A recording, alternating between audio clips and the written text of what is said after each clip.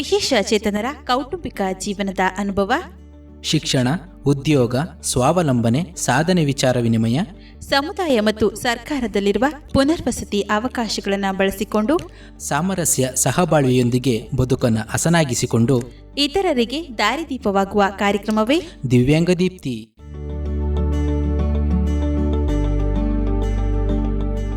ಪ್ರೀತಿಯ ಜನಧ್ವನಿ ಕೇಳುಗರಿಗೆ ನಮಸ್ಕಾರ. ನಾನು ನಿಮ್ಮ ಬಾನುಲಿ ಗೆಳತಿ ಸ್ಫೂರ್ತಿ ಸರಗೂರು. ಕೇಳುಗರ ದಿವ್ಯಾಂಗ ದೀಪ್ತಿ ಕಾರ್ಯಕ್ರಮಕ್ಕೆ ಆತ್ಮೀಯವಾದ ಸ್ವಾಗತ.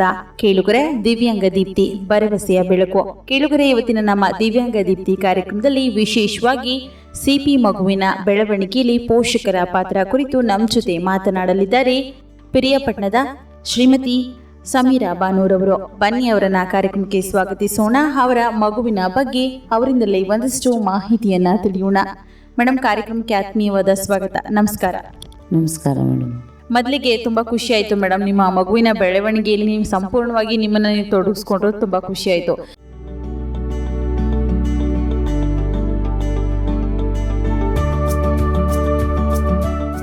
ಮೊದಲಿಗೆ ನಮ್ಮ ಜನಧ್ವನಿ ಕೇಳುಗರಿಗೆ ನಿಮ್ದೊಂದು ಪರಿಚಯ ಮಾಡಿಕೊಡಿ ಮೇಡಮ್. ಎಲ್ಲಿ, ಯಾವ ಊರಿಂದ?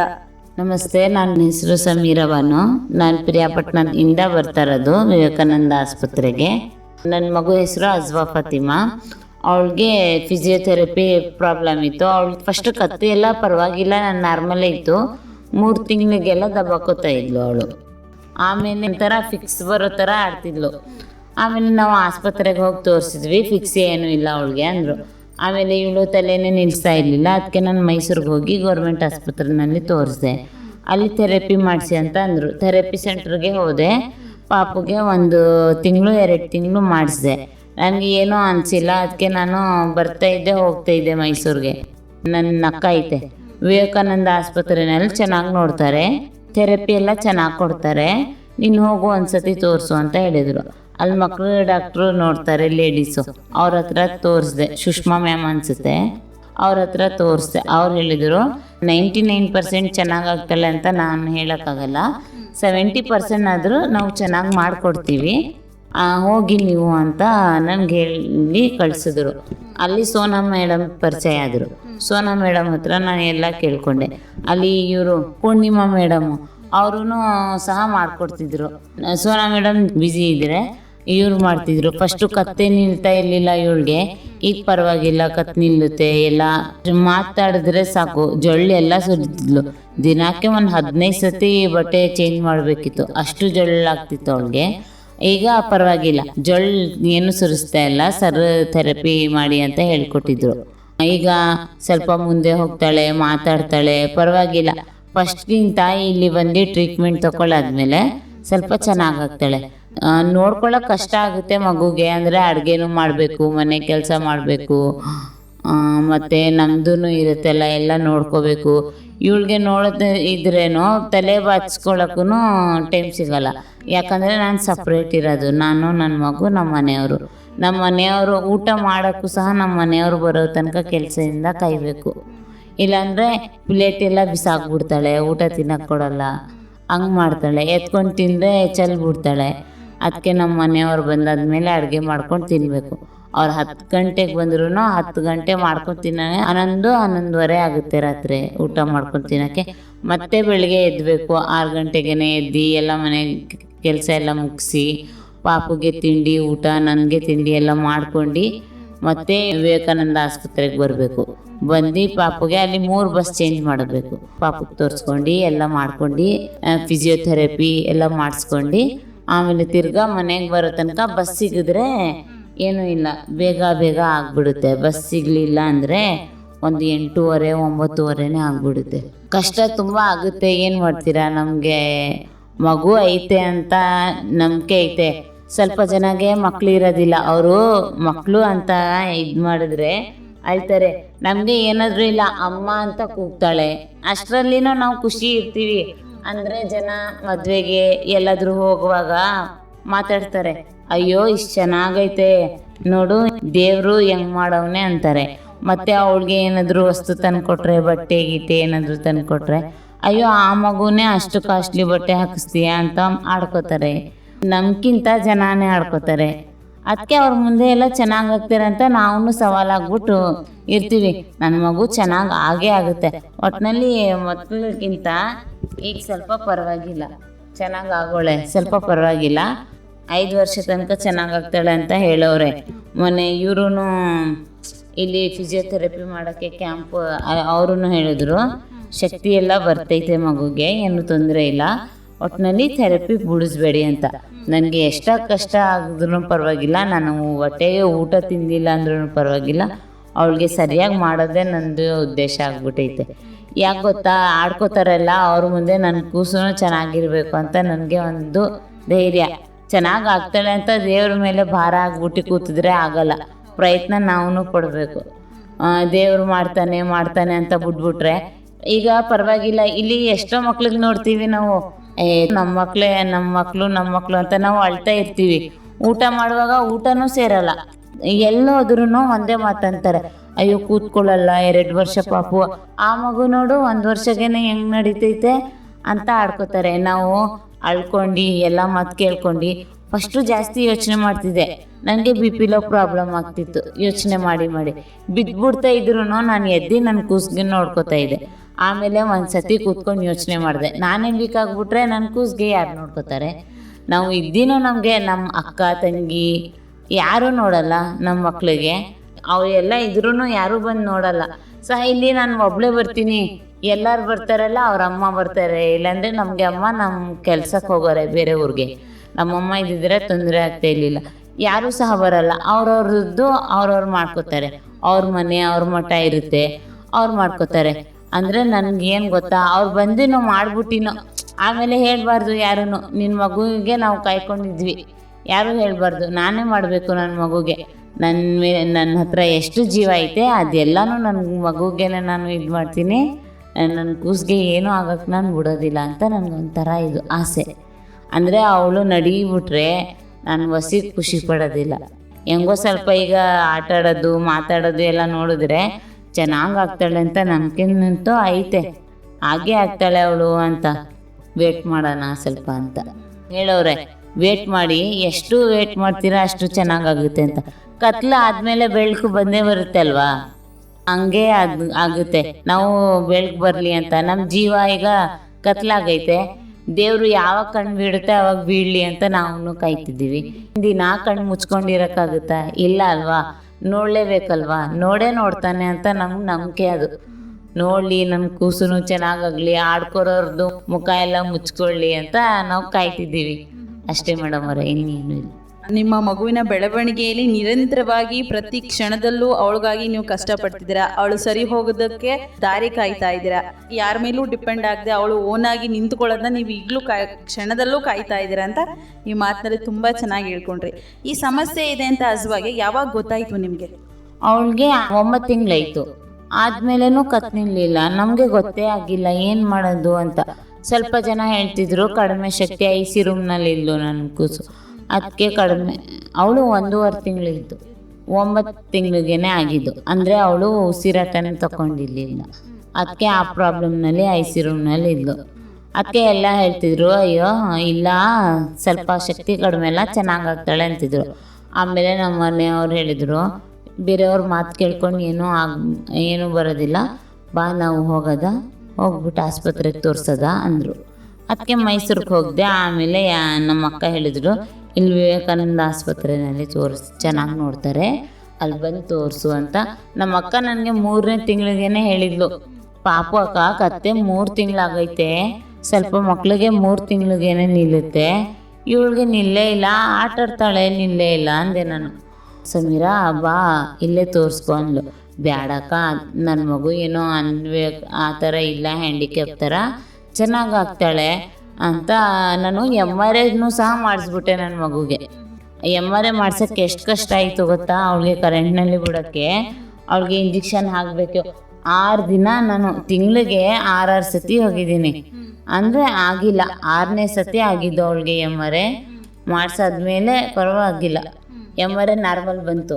ಆ ಡಾಕ್ಟ್ರೂ ಹೇಳಿದರು, ಮಗು ನಾರ್ಮಲ್ ಆಗ್ತಾಳೆ, ವೇಟ್ ಮಾಡಬೇಕು, ಥೆರಪಿ ಬಿಡಿಸ್ಬಾರ್ದು, ಹೆಂಗೆ ಅನ್ನ ಇಂಪಾರ್ಟೆಂಟು ಹಂಗೆ ಅವಳಿಗೆ ಥೆರಪಿ ಇಂಪಾರ್ಟೆಂಟು ಅಂತ ಹೇಳಿದರು. ನಾನು ಮನೆಯಲ್ಲೂ ಸಹ ಕೂತ್ಕೊಳ್ಳಲ್ಲ, ಅವಳಿಗೆ ಮನೇನು ಮಾಡಿಸ್ತಾ ಇರ್ತೀನಿ, ಅವಳಿಗೆ ಏನು ಪ್ರಾಬ್ಲಮ್ ಆಗಬಾರ್ದು ಅಂತ. ಅಂದರೆ ನಮಗೆ ಕಷ್ಟ ಆಗುತ್ತೆ ನೋಡ್ಕೊಳ್ಳೋಕ್ಕೆ, ಎತ್ಕೊಂಡೇ ಇರಬೇಕು, ಒಂದೇ ಕಡೆ ಎಲ್ಲ ಮಾಡಬೇಕು, ಮನೆ ಕೆಲಸನೂ ಮಾಡಬೇಕು. ಹೆಂಗೋ ಗಂಡ ಚೆನ್ನಾಗಿ ಸಿಕ್ಕದ, ನಮ್ಮ ಕಷ್ಟಕ್ಕೆಲ್ಲ ಅವ್ರು ನಿಂತ್ಕೋತಾರೆ. ಅವ್ರು ಒಂದೇ ಮಾತು ಹೇಳೋದು, ಎಷ್ಟಾದರೂ ಆಗಲಿ, ಎಷ್ಟಾದರೂ ದೂರ ಆಗಲಿ, ಏನಾದರೂ ಆಗಲಿ ಹಂಗೆ ಹಿಂಸೆ ಕೊಡ್ತಾಳೆ. ನಾನು ಮಲ್ಕೊಂಡು ಫೋನ್ ಏನಾದರೂ ನೋಡಿದ್ರೆ ತಲೆ ಗಿಣ್ಬಿಡೋದು, ಕೂದಲು ಎಲ್ಲ ಕೈನಲ್ಲಿ ಹಿಡ್ಕೊಳ್ಳೋದು, ಹೋಗಿ ಅನ್ನೋದು. ಮತ್ತು ಇವರಪ್ಪ ಏನಾದರೂ ವಸ್ತು ನನಗೆ ಕೊಡಿಸಿದ್ರೆ ಮುಖ ಎಲ್ಲ ಒಂಥರ ಮಾಡ್ಕೋತಾಳೆ. ಬಟ್ಟೆ ಮತ್ತು ಹೋಟೆಲ್ನಲ್ಲಿನೂ ಸಹ ಒಂದು ಇಡ್ಲಿ ಕೊಡಿಸಿದ್ರು ಮುಖ ಎಲ್ಲ ಅಪ್ಪಾಗಿ ಮಾಡ್ಕೋತಾಳೆ. ಇವಳಿಗೂ ಪಾರ್ಸಲ್ ಕಟ್ಟಿಸ್ಮೇಲೆ ಸುಮ್ಗಿರ್ತಾಳೆ. ಅಷ್ಟೆಲ್ಲ ಗೊತ್ತಾಗುತ್ತೆ ಅಂದರೆ ಸರಿಯಾಗಿ ಆಗ್ತಾಳೆ ಅಂತ ಗ್ಯಾರಂಟಿನೂ ಐತೆ ಅಲ್ಲ, ಅದಕ್ಕೆ ನಾನು ಸುಮ್ಗಿದ್ದೀನಿ ಮೇಡಮ್ ಅವರೇ.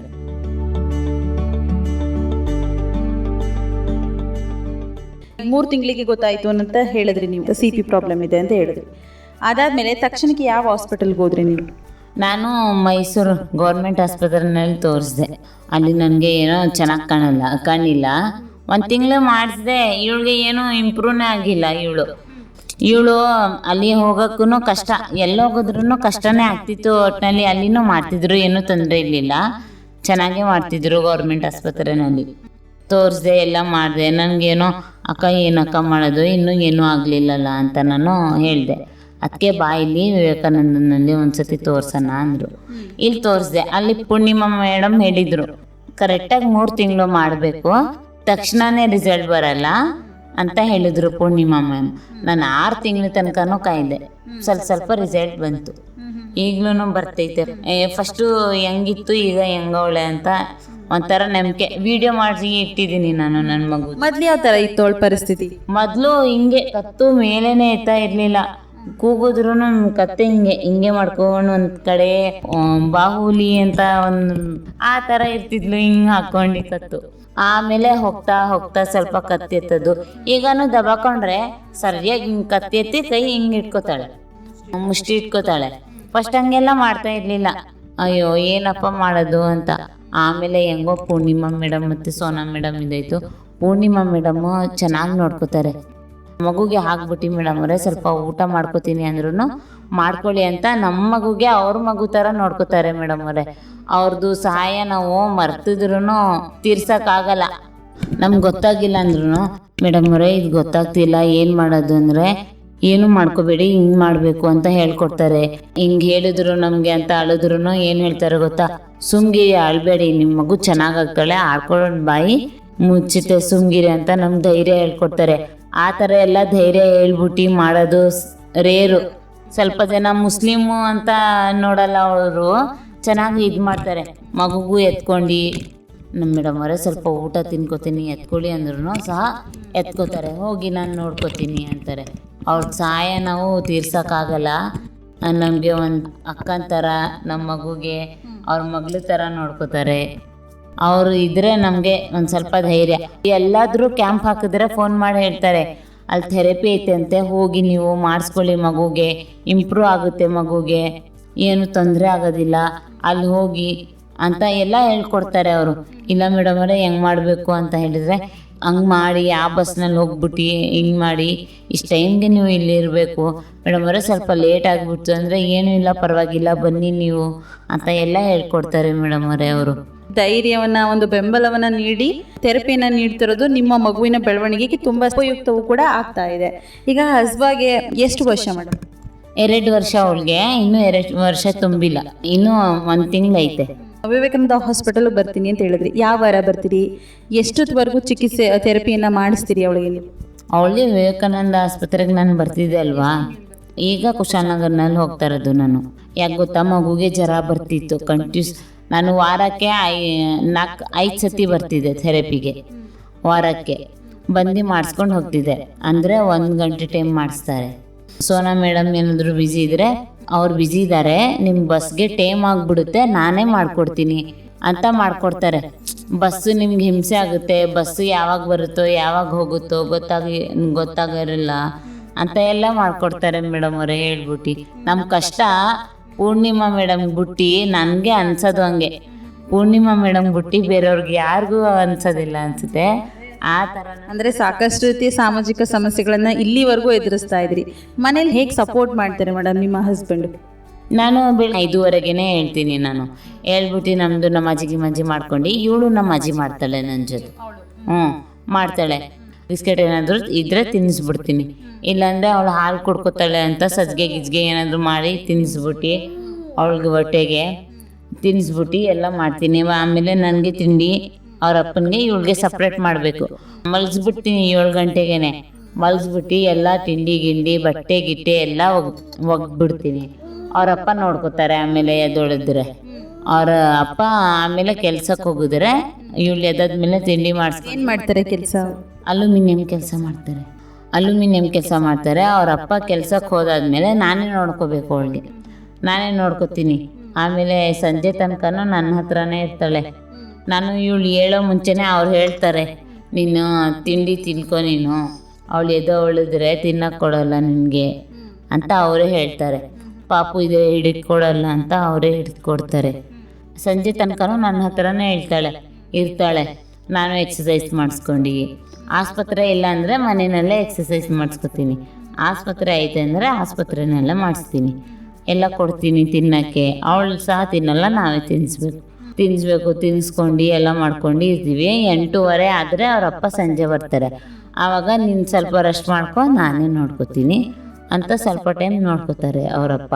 ಆಮೇಲೆ ನನಗೆ ಏನಾಗುತ್ತೆ, ಪಾಪ ಬೆಳಗ್ಗೆಯಿಂದ ದುಡಿತಾರೆ, ಮೇಲೆ ಹತ್ತಿರ್ತಾರೆ, ಕೆಳಗೆ ಬಂದಿರ್ತಾರೆ, ಅವ್ರಿಗೂ ಕಷ್ಟ. ನಮಗೇನು ಮಗುಗೆ ನೋಡ್ಕೊಳ್ಳೋಕ್ಕೆ ಏನು ಕಷ್ಟ.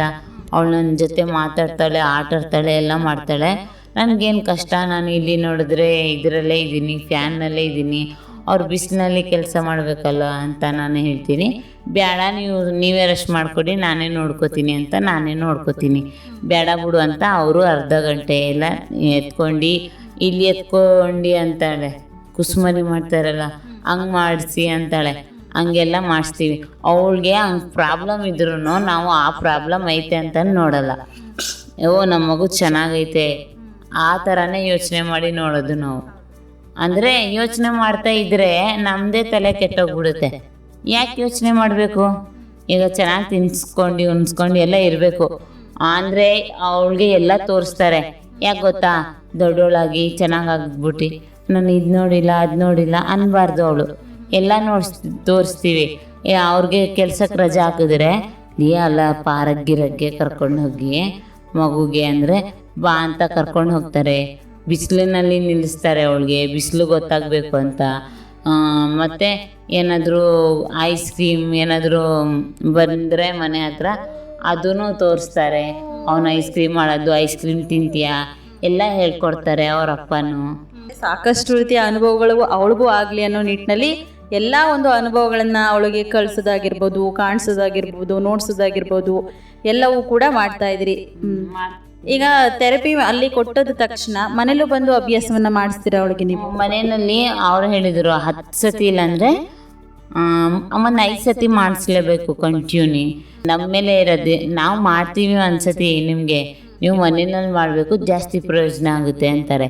ನಾನು ಬೆಳಗ್ಗೆ ಎದ್ದ ತಕ್ಷಣ 1 ಸತಿ ಮಾಡಿಸ್ತೀನಿ, ತಿಂಡಿ ಆದಮೇಲೆ 1 ಸತಿ ಮಾಡಿಸ್ತೀನಿ, ಆಮೇಲೆ ಮಧ್ಯಾಹ್ನ ಊಟ ಆದಮೇಲೆ ಮಾಡಿಸ್ತೀನಿ, ಒಂದು 3-4 ಗಂಟೆಗೆ 1-2 ಬಿಸ್ಕೆಟ್ ತಿನ್ನಿಸ್ಬಿಟ್ಟು ಆಮೇಲೆ ಮಾಡಿಸ್ತೀನಿ, ಮತ್ತು ಸಂಜೆ ಊಟ ಆದಮೇಲೆ ಮಾಡಿಸ್ಬಿಟ್ಟು ಮಲಗಿಸ್ತೀನಿ. ನಾನು ಮಾಡಿಸ್ತಾನೆ ಇರ್ತೀನಿ. ನಮ್ಮ ಮನೆಯವ್ರನ್ನೂ ಸಪೋರ್ಟ್ ಮಾಡ್ತಾರೆ, ಅವ್ರು ಬಾಲ್ದು ಮಾಡ್ತಾರೆ. ನನಗೆ ಗ್ರಿಪ್ ಸಿಗಲ್ಲ, ಬಾಲ್ನಲ್ಲಿ ಹೆದರಿಕೆ ಆಗುತ್ತೆ. ಅದಕ್ಕೆ ನಾನು ಬೇಸಿಕ್ಕು ಮಾಡ್ಕೋತೀನಿ. ಕೈದು ಕಾಲ್ದು ಎತ್ಕೊಳ್ಳೋದು, ಹಿಂಗೆ ಕೂರಿಸ್ಕೊಳ್ಳೋದು ಆ ಥರ ಎಲ್ಲ ಮಾಡ್ತೀನಿ. ಅವ್ರು ಬಂದರೆ ಬಾಲ್ನಲ್ಲಿ ಎಲ್ಲ ಮಾಡಿಸ್ತಾರೆ. ದಿನದ ಸಮಯವನ್ನು ಅವಳಿಗಾಗಿ ಮೀಸಲಿಟ್ಟು ನೀವು ಅವಳ ಬೆಳವಣಿಗೆಯಲ್ಲಿ ಪರಿಶ್ರಮವನ್ನು ಇನ್ನೂ ಕೂಡ ಆಗ್ತಾ ಇದ್ರ. ಈಗ ಹೇಗಿದೆ ಮ್ಯಾಮ್ ಅವಳ ಬೆಳವಣಿಗೆ? ಈಗ ಸ್ವಲ್ಪ ಪರವಾಗಿಲ್ಲ ಮೇಡಮ್. ಫಸ್ಟು 100% ಚೆನ್ನಾಗಿರಲಿಲ್ಲ ಅವಳು. ಈಗ ಒಂದು 70-80% ಚೆನ್ನಾಗವಳೆ. ಇನ್ನೂ ಒಂದು ಸ್ವಲ್ಪ ಚೆನ್ನಾಗಾಗ್ಬಿಟ್ರೆ ಸಾಕು. ಚೆನ್ನಾಗವಳೆ ಈಗ. ಅಂದರೆ ನೋಡಿದ್ರೆ ಗೊತ್ತಾಗುತ್ತೆ ಅಲ್ವಾ.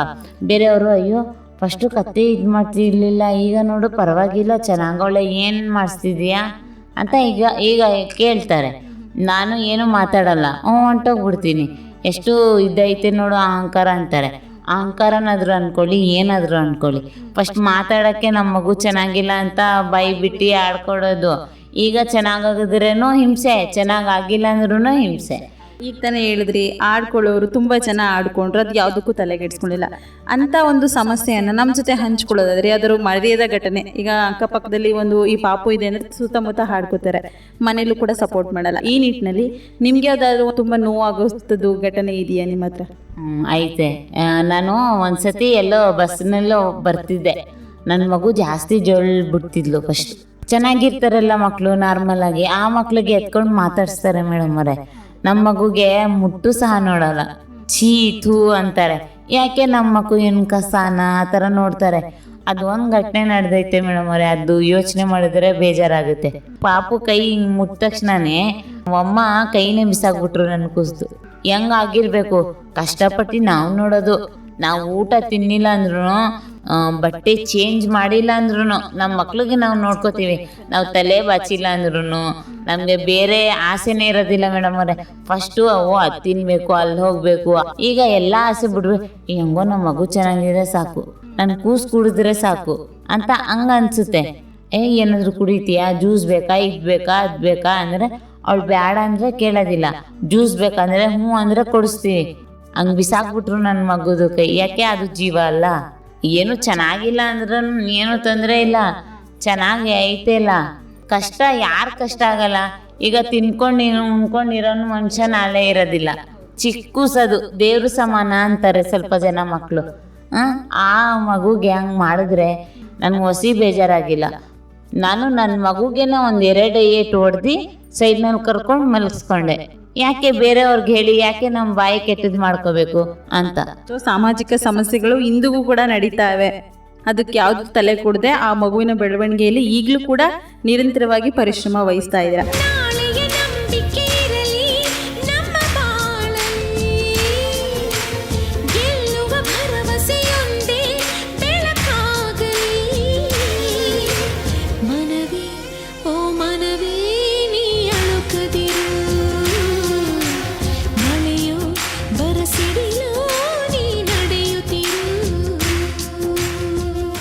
ಮನೇಲೆಲ್ಲ ತುಂಬ ಚೆನ್ನಾಗಿ ಸಪೋರ್ಟ್ ಮಾಡ್ತಾರೆ ಅಂತ ಹೇಳಿದ್ರಿ. ಈಗ ಮುಂದಿನ ಥೆರಪಿ ಯಾವ್ದಾದ್ರು ಕೊಡಿಸ್ತಾ ಇದ್ದೀರಾ ಅವಳಿಗೆ ನೀವು?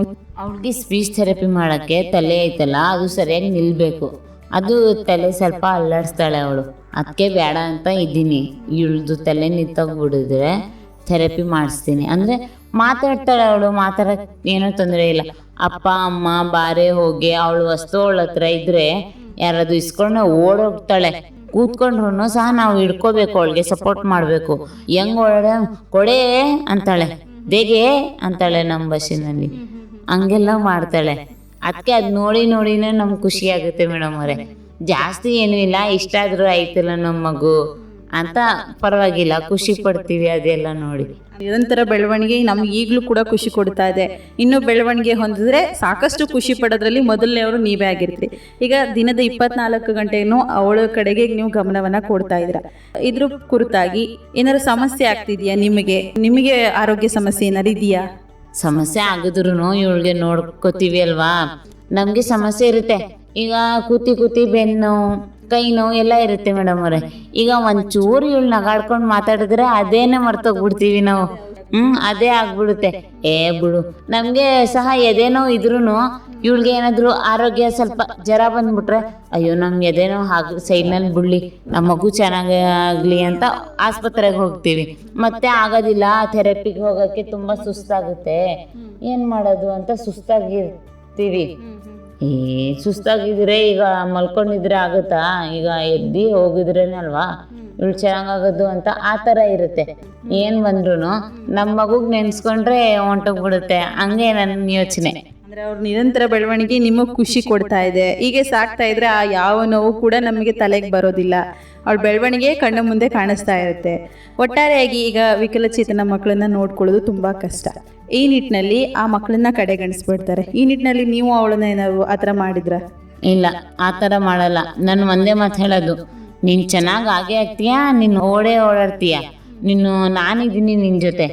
ಅವಳಿಗೆ ಮಾತಾಡ್ತಾ ಆಗುತ್ತೆ, ಹ್ಞೂ ಅಂತಾಳೆ ನಾನು ಹೇಳಿದ ತಕ್ಷಣನೇ. ಹಿಂದಿನಲ್ಲಿ ಹೇಳಬೇಕು, ನಮ್ಮ ಭಾಷೆನಲ್ಲಿ, ಕನ್ನಡ ಅರ್ಥ ಆಗಲ್ಲ. ನೀನು ಚೆನ್ನಾಗಿ ಆಗೇ ಆಗ್ತೀಯ ಅಸ್ವಾ, ಓಡಾಡ್ತೀಯ, ಸುಮ್ಗಿರೋ, ಏನು ತಲೆ ಕೆಡಿಸ್ಕೋಬೇಡ ಹಂಗೆ ಅನ್ನೋದು ಅವಳಿಗೆ. ನಾನು ಒಂದ್ಸತಿನೂ ನೀನು ಚೆನ್ನಾಗಿಲ್ಲ, ಹಂಗೆ ಉಡ್ಬಿಟ್ಟೆ ಹಿಂಗೆ ಉಡ್ಬಿಟ್ಟೆ ಅಂತ ಹೇಳೋದಿಲ್ಲ. ಯಾಕೆ ಹೇಳಬೇಕು, ಮಕ್ಳು ಇರೋದಿಲ್ಲಲ್ಲ, ಅವರು ಎಲ್ಲೆಲ್ಲೋ ಉಳ್ಸೇವೆ ಮಾಡ್ತಾರೆ. ನಮಗೆ ಒಂದು ಮಕ್ಕಳು ಕೊಟ್ಟರೆ ಸಾಕು ಭಗವಂತ ಅಂತ. ನಮಗೆ ಇಷ್ಟೆಲ್ಲ ಋಣ ಗುಣ ಎಲ್ಲ ಐತೆ, ಮಗುಗೆ ಎಲ್ಲ ಕೊಟ್ಟೈತೆ, ಬುದ್ಧಿ ಗಿದ್ದಿ ಎಲ್ಲ ಚೆನ್ನಾಗೈತೆ ಅವಳದು. ಆ ಮಗುಗೆ ನಾವು ಹೆಂಗೆ ಸಾಕೋಬೇಕು? ನಾನು ನಿನಗೆ ಕಷ್ಟ ಆದ್ರೂ ಪರವಾಗಿಲ್ಲ, ರಾಣಿ ಥರ ನೋಡ್ಕೋತೀನಿ ಅವ್ವ, ಏನು ಯೋಚನೆ ಮಾಡಬೇಡ ಅಂತೀನಿ. ಆಸ್ಪತ್ರೆಗೆ ಹೋಗೋಣ ಅಂತ ಹೇಳಿದ್ರೂ ಮುಖ ಸಪ್ಪಾಗಿ ಮಾಡ್ಕೋತಾಳೆ. ಬಾರವ್ವ ನಾನಿದ್ದೀನಿ. ಅವರಪ್ಪ ಹೇಳ್ತಾರೆ ನಿಮ್ಮಮ್ಮ ಅವಳೆ ನಿನ್ನ ಜೊತೆ, ನೀನು ಏನು ಯೋಚನೆ ಮಾಡಬೇಡ ಅಂದರೆ ಹ್ಞೂ ಅಬ್ಬು ಅಂತಾಳೆ. ಅವಳ ಬೆಳವಣಿಗೆಯಲ್ಲಿ ನೀವು ಸದಾ ಕಂಗಾಲವಾಗಿರ್ತೀರಿ ಅಂತ ಈ ಮೂಲಕ ಹೇಳ್ತಿದ್ರಿ ಮೇಡಮ್. ಈಗ ವಿಶೇಷ ಚೇತನ ಮಕ್ಕಳನ್ನ ಈ ಥರ ಪೋಷಕರು ಅವ್ರನ್ನ ಕಡೆಗಣಿಸಿ ಬಿಟ್ಬಿಡ್ತಾರೆ. ಅಂಥ ಪೋಷಕರಿಗೆ ನೀವೇನು ಹೇಳಕ್ಕೆ ಇಷ್ಟಪಡ್ತೀರಾ? ಇಂಥ ಮಕ್ಕಳು ಒಂದು ಶಾಪ ಅಂತ ಭಾವಿಸಿ ಕೆಲವು ಮಕ್ಕಳನ್ನ ಮನೇಲೆ ಕೂಡಾಕ್ಬಿಟ್ಟಿರ್ತಾರೆ, ಅಂದರೆ ಕಡೆಗಣಿಸ್ಬಿಟ್ಟಿರ್ತಾರೆ. ಅಂಥ ಪೋಷಕರಿಗೆ ನಿಮ್ಮದೇ ಆದ ಒಂದು ಮಾದರಿ ಮಾತನ್ನು ಏನು ಹೇಳಕ್ಕೆ ಇಷ್ಟಪಡ್ತೀರಾ? ಆ ಥರ ಎಲ್ಲ ಮಾಡಬಾರ್ದು. ನಾವು ಅವ್ರಿಗೆ ಇಟ್ಬಿಟ್ರೆ ಏನೂ ಆಗೋದಿಲ್ಲ, ನಮ್ಮದೇ ಲಾಸ್ ಆಗೋದು. ಇವಳಿಗೆ ನೋಡಿ ಒಂದೊಂದು ಮಾತು ನಾವೇ ಕಲ್ಕೋಬೋದು. ಏನು ಗೊತ್ತಾ ಮೇಡಮ್ ಅವರೇ, ಈಗ ಇವ್ರಿಗೆ ಹಿಂಗಾಗೈತೆ, ಅಕಸ್ಮಾತ್ ನಮಗೆ ಆಗದಿದ್ರೆ ನಮ್ಮಮ್ಮ ನಮ್ಗೆ ಬಿಟ್ಬಿಡ್ತಾ ಇದ್ರಾ? ಇಲ್ಲ ಅಲ್ವಾ? ನಮ್ಮಮ್ಮ ಎಷ್ಟು ಕಷ್ಟ ಆದ್ರೂ ನಮ್ಗೆ ನೋಡ್ತಿದ್ದು. ಅಷ್ಟೇ ಕಷ್ಟ ನಾವೇ ಪಟ್ಬಿಟ್ಟು ನೋಡಿ ಸ್ವಲ್ಪ ಜನ ಕೂಡಾಕ್ಬಿಡ್ತಾರೆ ಮಕ್ಳಿಗೆ, ಕಟ್ಟಾಕ್ಬಿಟ್ಟು. ನಾನು ನೋಡಿದ್ದೀನಿ. ನಾನು ಚಿಕ್ಕವಳಿರುವಾಗ ಆ ಥರ ಮಕ್ಳ ಜೊತೆ ಎಲ್ಲ ನಾನೇ ಜಾಸ್ತಿ ಆಟ ಆಡ್ತಿದ್ದೆ. ನನ್ಗೆ ಗೊತ್ತಿರಲಿಲ್ಲ ನನ್ನ ಹೊಟ್ಟೆನಲ್ಲಿನೂ ಆ ಥರನೇ ಮಗು ಬೆಳೀತೆ ಅಂತ. ಆಟ ಆಡ್ತಿದ್ದೆ ನಾನು ಆ ಮಕ್ಳ ಜೊತೆ. ನಾನು ನೋಡಿದ್ದೀನಿ, ಕಟ್ಟಾಕ್ಬಿಡ್ತಾರೆ, ಊಟ ಹಿಂಗೆ ಬಿಸಾಕ್ತಾರೆ, ಅವರೇ ತಿನ್ನಬೇಕು, ಅದೆಲ್ಲ ನೋಡಿದ್ದೀನಿ. ನೋಡ್ಕೊಂಡು ನಾನು ಅಳ್ತಿದ್ದೆ ಫಸ್ಟು. ಈಗ್ಲೂ ನನಗೆ ಅಳು ಬರುತ್ತೆ, ಅಯ್ಯೋ ಎಲ್ಲರಿಗೂ ಸಹಾಯ ಮಾಡಿ ಮಾಡಿ ನನ್ನ ಮಗುಗೂ ಹಿಂಗೈತಲ್ಲ ಅಂತ. ಒಟ್ಟಿನಲ್ಲಿ ಇಲ್ಲ, ನಾವು ಎಷ್ಟು ನೋಡ್ಕೋತೀವಿ ಅವ್ರದ್ದು ಒಂದು ಪಾಟು ಇರುತ್ತೆಲ್ಲ, ಕಣ್ಣು ಮೂಗು. ಅನ್ನ ತಿಂದ್ರೂ ಆ ಬಾಯಿನೂ ನಮಗೆ ಒಂದು ಮಾತು ಹೇಳುತ್ತೆ, ಚೆನ್ನಾಗಿ ಬದುಕಲಿ. ನಮ್ಮ ಮಗುನೇ ನಾವು ಸಾಗಬೇಕು, ನಮ್ಮ ಕರ್ತವ್ಯ ಅದು. ಸಾವುನೇ ಇದು ಆಗುತ್ತೆ ಗೊತ್ತಾ? ಆ ಥರ ಮಕ್ಕಳಂತ ಬಿಸಾಕಬಾರ್ದು, ಅಸಹಾಯ ಮಾಡಬಾರ್ದು, ನೋಡ್ಕೋಬೇಕು. ಇದರಲ್ಲೇ ನಮಗೇನೋ ಒಳ್ಳೇದಾಗುತ್ತೆ ಅಂತ ಆ ಯೋಚನೆ ಮಾಡಬೇಕು. ಅಯ್ಯೋ ನಮ್ಮ ಮಗು ಚೆನ್ನಾಗಿಲ್ಲ ಅಂತ ಬಿಸಾಕ್ಬಿಟ್ರೆ ಏನಾಗುತ್ತೆ? ನಮಗೆ ಕಷ್ಟ ಆಗೋದು.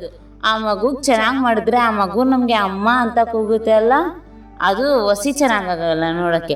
ಫಸ್ಟು ಇವಳು ಅಮ್ಮ ಅಂತ ಕೂಗ್ತಾ ಇರಲಿಲ್ಲ. ಈಗ ಪಕ್ಕದ ಮನೆಯಲ್ಲಿ ಅವ್ರು ನೋಡ್ಕೊಂಡು ಅಮ್ಮ ಅಂತಾಳೆ. ಅಳ್ದ ತಕ್ಷಣನೇ ಅಮ್ಮಿ ಅಮ್ಮಿ ಅಂತ ಅಳ್ತಾಳೆ. ನಾನು ಎಲ್ಲಾದರೂ ಹೋಗ್ಬಿಟ್ರೆ ಒಂದೇ ಮಾತು ಹೇಳೋದು, ನೀನು ಹಿಂಗೆ ಆಟ ಮಾಡಿದ್ರೆ ನಾನು ಮನೆ ಬಿಟ್ಬಿಟ್ಟು ಹೋಗ್ಬಿಡ್ತೀನಿ ಅಂತೀನಿ. ಹಂಗಂದ್ರೆ ಊಟನೂ ತಿನ್ಕೋತಾಳೆ, ಬಟ್ಟೆನೂ ಚೇಂಜ್ ಮಾಡಿಸ್ಕೊತಾಳೆ, ಮತ್ತು ಎದ್ದ ತಕ್ಷಣ ಜಡೆ ಗಿಡೆ ಎಲ್ಲ ಹಾಕಿ ಕ್ಲೀನಾಗಿ ಇಡಬೇಕು ಅವಳಿಗೆ. ಅದೆಲ್ಲ ಮಾಡಿಸ್ಕೊತಾಳೆ. ಅದೆಲ್ಲ ನೋಡೋಕ್ಕೆ ಅದೃಷ್ಟ ಬೇಕಲ್ವಾ? ಅದಕ್ಕೆ ಬಿಸಾಕಬಾರ್ದು, ಮಕ್ಕಳನ್ನ ಕೂಡಾಗಬಾರ್ದು. ಅವ್ರಿಗೆ ಎಲ್ಲ ತೋರಿಸ್ಬೇಕು. ನಾನು ಒಬ್ಳೇನೆ ನಮ್ಮ ಮನೆಯವ್ರ ಕೆಲ್ಸಕ್ಕೆ ಹೋಗ್ಬಿಟ್ರೆ ಅಲ್ಲಿ ಹೋಗಿ ಬರ್ತೀನಿ ಇಲ್ಲಿ ಹೋಗಿ ಬರ್ತೀನಿ ಅಂತ ಕರ್ಕೊಂಡು ಹೋಗಿ ತೋರಿಸ್ತೀನಿ. ಅಲ್ಲಿ ನೋಡಮ್ಮ, ನೀರು ನೋಡಮ್ಮ. ನನಗೆ ಫಸ್ಟು ನಾನು ಉಳ್ಳಳ್ಳಿಗೆ ಹೋಗಿದ್ದೆ ಕ್ಯಾಂಪ್ಗೆ. ಆ ಮ್ಯಾಮ್ ಹೇಳ್ಕೊಟ್ಟಿದ್ರು, ನಾವು ಏನು ನೋಡ್ತೀವಿ ಆ ಕಲರು ಗಿಲ್ಲರು ಎಲ್ಲ ಅರ್ಥ ಮಾಡಿಸ್ಬೇಕು ಅವ್ರಿಗೆ ಅಂತ. ನಾನು ಎಲ್ಲ ಅರ್ಥ ಮಾಡಿಸ್ತೀನಿ. ನೋಡವ್ವ, ನೀರು, ದೇವಸ್ಥಾನ ಐತೆ, ಅದು ಎಲ್ಲ ಹೇಳ್ಕೊಡ್ತೀನಿ ಅವಳಿಗೆ. ಎಷ್ಟು ಕ್ಯಾಂಪ್ಗಳು ಅಟೆಂಡ್ ಮಾಡಿದ್ದೀರಿ ನೀವು? ನಾನು ಇದು 2ನೇ ಕ್ಯಾಂಪು. ಫಸ್ಟ್ ಕ್ಯಾಂಪು ಉಳ್ಳಳ್ಳಿಗೆ ಹೋಗಿದ್ದೆ. ಅಲ್ಲಿ ಎಣ್ಣೆ ಮಸಾಜ್ ಎಲ್ಲ ಮಾಡಿತ್ತು. ನನ್ನ ಮಗು ಸ್ವಲ್ಪ ಇಂಪ್ರೂವ್ ಆಗ್ಲು. ಅದಕ್ಕೆ ಯಾಕೆ ಬಿಡಬೇಕು ಕ್ಯಾಂಪು? ಗೌರ್ಮೆಂಟಿಂದ ನಮಗೆ ಇಷ್ಟು ಸಹಾಯ ಮಾಡಿಕೊಟ್ರೆ ಯಾಕೆ ವೆಸ್ಟ್ ಮಾಡ್ಕೋಬೇಕು? ದುಡ್ಡು ಕೊಟ್ಟು ಎಲ್ಲ ಕೊಟ್ಟು ಮಾಡೋಕ್ಕಿಂತ ಕ್ಯಾಂಪ್ನಲ್ಲಿ ಜಾಸ್ತಿ ಲಾಭನೂ ಆಗುತ್ತೆ, ನಮಗೆ ಬೇರೆ ಇದೂ ಕೇಳುತ್ತೆ. ನಾವು ಕೊರಗ್ತಾ ಇರ್ತೀವಿ, ಅಯ್ಯೋ ನನ್ನ ಮಗುಗೆ ಹಿಂಗೈತಲ್ಲ ಅಂತ. ಬೇರೆ ಮಗುಗೆ ನೋಡಿದ್ರೆ ಅಯ್ಯೋ ನನ್ನ ಮಗುನೇ ಪರವಾಗಿಲ್ಲ ಪಾಪ, ಅವರು ನಮ್ಗಿಂತ ಜಾಸ್ತಿ ಕಷ್ಟ ಅನುಭವಿಸ್ತಾರಲ್ಲ. ನಾವೇ ಬರ್ತೀವಿ ಕರ್ಕೊಬರ್ತೀವಿ ಅಂತ ಕರ್ಕೊಬರ್ತಾರೆ, ಮತ್ತು ನಮ್ಗೆ ಬಸ್ ಸ್ಟ್ಯಾಂಡ್ಗೂ ಸಹ ಕರ್ಕೊಂಡು ಹೋಗ್ಬಿಡ್ತಾರೆ. ಅಷ್ಟೆಲ್ಲ ಯಾರೂ ಸಹಾಯ ಮಾಡೋದಿಲ್ಲ ಮೇಡಮ್ ಅವರೇ. ಇಲ್ಲಿ ವಿವೇಕಾನಂದಗೆ ನಾನು ಬಂದಾದ್ಮೇಲೇನು ನಾನು ತುಂಬ ಸಹಾಯ ಆಗೈತೆ. ನಾನು ಏನೂ ಮರೆಯೋಕ್ಕಾಗಲ್ಲ. ನನ್ನ ಮಗುನೂ ಚೆನ್ನಾಗಾಗ್ತೈತೆ, ಅಂದರೆ ಬೇರೆಯವರು ಸಹಾಯನೂ ಚೆನ್ನಾಗಿ ಮಾಡಿಕೊಡ್ತಾರೆ. ಅದು ಇದು ಅಂತ ಇಲ್ಲೇ ತಿಂಡಿ ಐತೆ, ಇಲ್ಲೇ ಬನ್ನಿ, ಇಲ್ಲೇ ತಿನ್ಕೊಳ್ಳಿ ತಿಂಡಿ, ಎಲ್ಲ ಸರ್ ಬಂದವ್ರೆ, ಬೇಗ ಬನ್ನಿ ಎಲ್ಲ ಹೇಳ್ಕೊಡ್ತಾರೆ. ಇಲ್ಲಿ ಈಗ ಕ್ಯಾಂಪ್ಗೆ ಬಂದಿದ್ದೀನೋ ಇದನ್ನು ಪರವಾಗಿಲ್ಲ, ಚೆನ್ನಾಗಿ ನೋಡ್ಕೋತಾರೆ. ಖುಷಿ ಆಯಿತು ಮೇಡಮ್ ಇಷ್ಟೊತ್ತು ನಮ್ಮ ಕಾರ್ಯಕ್ರಮದಲ್ಲಿ ಭಾಗವಹಿಸಿ. ನಿಮ್ಮ ಮಗುವಿನ ಬೆಳವಣಿಗೆಯಲ್ಲಿ ಏನೆಲ್ಲ ತೊಡರುಗಳು ಎದುರಾದೋ, ಈಗ ಅವಳ ಬೆಳವಣಿಗೆ ಹೇಗಿದೆ ಅನ್ನೋದ್ರ ಬಗ್ಗೆ ಸಾಕಷ್ಟು ಮಾಹಿತಿಯನ್ನು ಹಂಚ್ಕೊಂಡಿದ್ದಕ್ಕೆ ನಮ್ಮ ಪರವಾಗಿ ಹಾಗೂ ಕಾರ್ಯಕ್ರಮದ ಪರವಾಗಿ ಧನ್ಯವಾದಗಳು. ಥ್ಯಾಂಕ್ಸ್ ಮೇಡಮ್, ಧನ್ಯವಾದಗಳು.